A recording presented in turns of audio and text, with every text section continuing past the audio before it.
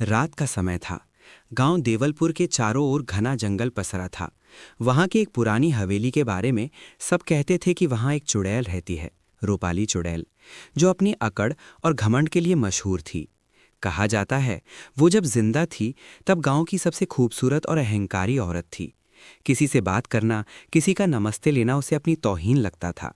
एक दिन एक गरीब औरत ने उससे पानी मांगा तो रूपाली ने हंसकर कहा, मेरे हाथ का पानी भी तुझे जलाकर राख कर देगा। उस औरत ने चुपचाप कहा, तेरी यही अकड़ तुझे मिटा देगी रूपाली। और वही हुआ। कुछ ही दिनों में रूपाली रहस्यमयी तरीके से मर गई, लेकिन मरने के बाद उसकी आत्मा नहीं मरी। हवेली का श्राप।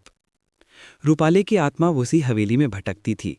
जिसने भी उस हवेली में कदम रखा उसने उसकी आवाज सुनी, मेरे सामने सिर झुकाकर बोलो, वरना हमेशा के लिए चुप कर दूंगी। लोग कहते थे कि रात को अगर कोई रूपाली हवेली के पास से भी गुजरता है तो उसे हवा में झूमती चुड़ैल दिखती है, लाल साड़ी में, खुले बाल और आंखों से आग जैसी चमक निकलती हुई। एक पर चार दोस्तों ने उसकी हकीकत जानने की ठान ली। अर्जुन, विकास, सीमा और राहुल।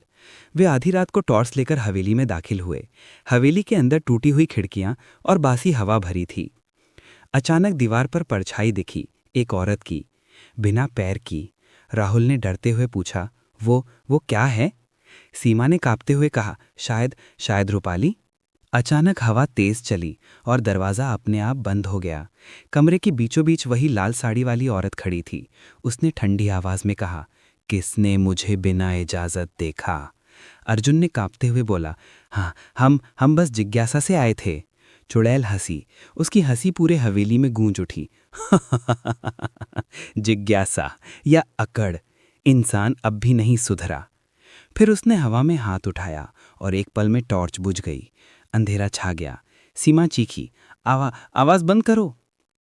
जब कुछ देर बाद गांव वाले हवेली पहुंचे तो वहां सिर्फ राख थी और दीवार पर खून से लिखा था, अकड़ में जो झुके नहीं वो हमेशा मिट जाते हैं।